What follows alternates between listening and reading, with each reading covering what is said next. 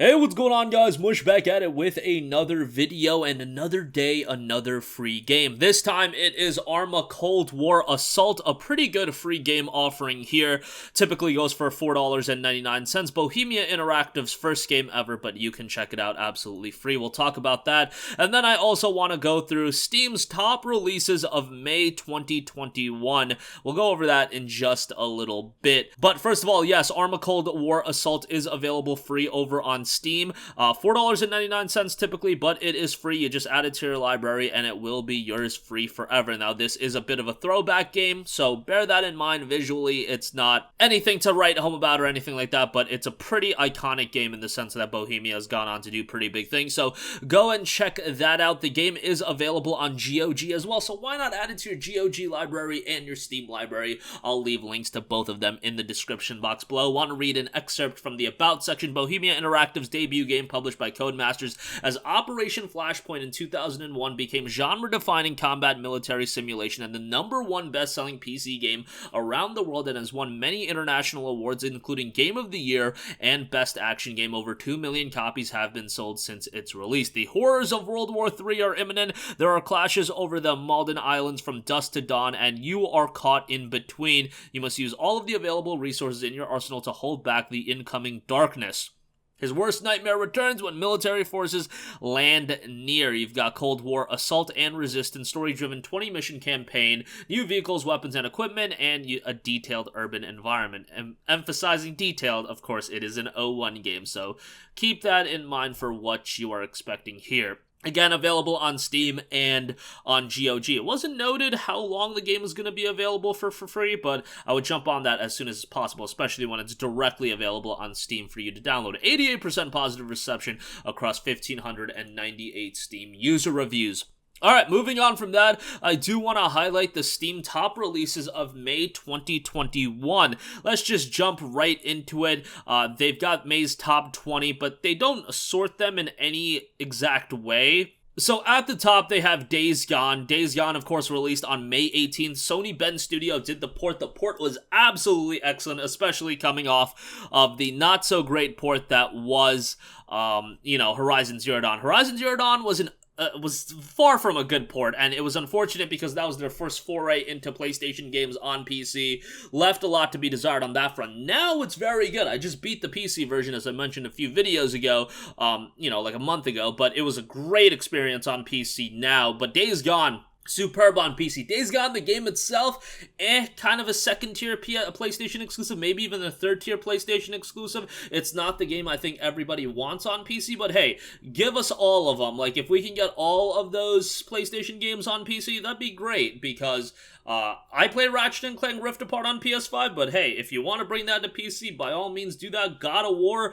we know Uncharted 4 is coming, we know, probably Ghost of Tsushima, I imagine at some point is going to come. That game would do gangbuster numbers on PC, but Days Gone still seemingly sold relatively well, and it does have a very positive user reception, 92% positive, which is pretty good, all things considered, but the port was really what shined here. The only issue with this one, $49.99, bro, like, a little bit cheaper would have been nice, but I understand their methodology with this. When they do release their games on PC, they want to release them at a premium price point and establish the fact that, hey, we can bring these games over to PC. They're always going to be $50 to $60 on day one, and then eventually they'll go on sale. Horizon Zero Dawn is now on sale for $30, but yeah, there's going to be that influx of people that do buy it for whatever price they set it for, and then they can trickle the price lower and lower. Sometimes, that works and they can get away with it. Sometimes it is optimal to go to the Persona 4 Golden route and just release the game at $20, but hey, there's a route for each individual game, and I'm sure they're assessing how these games are doing from a financial standpoint.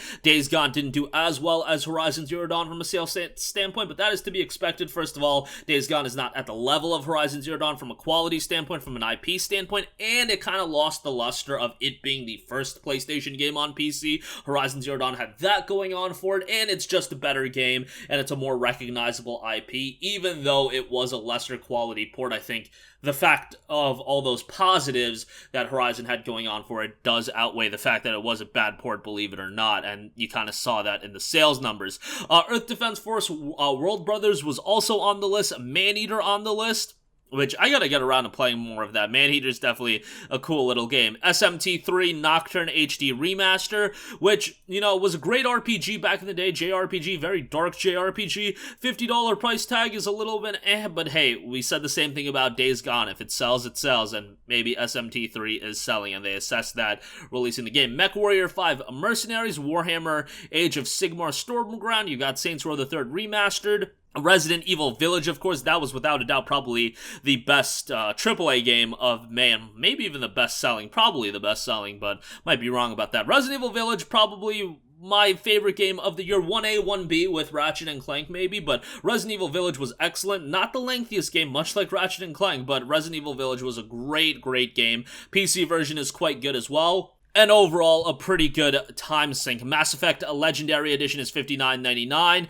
That is more so of a time sink. Resident Evil, you can beat in like 7 to 10 hours if you know, play it naturally, but Mass Effect Legendary Edition, $59.99, Mass Effect 1, 2, and 3. Mass Effect 1 still a little bit of a memester, but Mass Effect 2 and 3 are still excellent RPGs, and even with Mass Effect 3's meme ending, Mass Effect 3 is still overall a pretty good game, and Mass Effect 2 still, in my opinion, one of the best games of all time. Frozen Heim is up there, Subnautica Below Zero, Soul Worker, SnowRunner, Biomutant. You know, I was a little bit bigger of a fan of Biomutant than most people, but I understand people's criticisms with the game.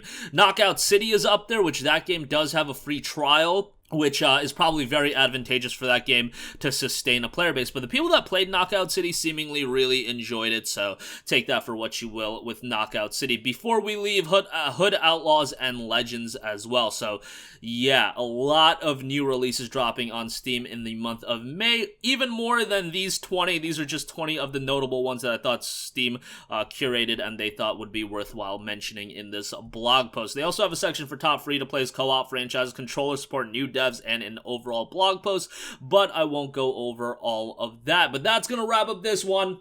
Again, Arma Cold War Assault available free right now for $4.99. Go ahead and check that out. Add it to your library. I'll leave links for both the Steam version as well as the GOG version in the description box below. Even though it's an old school game, it's Bohemia Interactive's debut title and definitely something to think about adding to your library and even playing sometime down the line. And I'm sure there's enhancements and things like that online. And then May's top releases. Let me know. What games did you guys play in May? Did you play Resident Evil? Did you play Days Gone? Or are you the kind of person that's been waiting for games to go on sale? SMT3 Nocturne, definitely one of those games that I think has a lot of appeal and a lot of people would want to check it out, but for $50, yeah, a little bit of a hard sell. But that's going to wrap up this one. Do let me know all of your thoughts in the comment section down below. If you have a request for a future video, you can leave that in the comments as well, and I will catch you guys in the next one. Peace out.